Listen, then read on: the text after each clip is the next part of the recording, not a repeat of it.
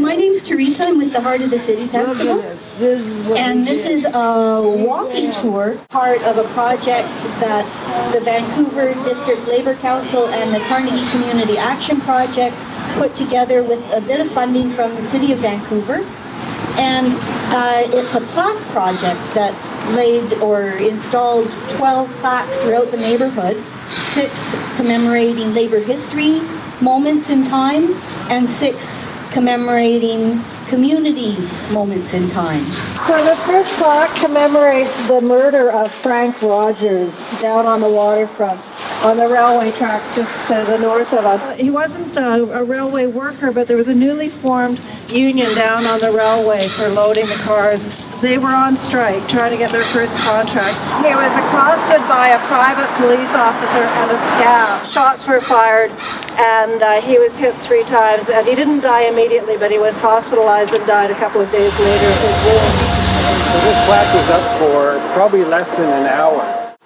When the manager of the Pacific Hotel, Patricia Hotel, was asked why he didn't let Olaf stay, he replied, "We're not a nursing home." The trek took place in 1935, and it left Vancouver on June 3rd from these railway tracks right below us. What they were looking for was a national program of welfare and unemployment insurance, and so they decided to take their case to Ottawa, and it became the On to Ottawa trek. So in 1984 there was a campaign here. When the march originated, it was to make an awareness of, that we wanted the police to take some action, that we wanted them to actually investigate these missing. The Liberal government of Paul Martin and the opposition party at that time of Stephen Harper colluded to provide a no apology, no compensation redress.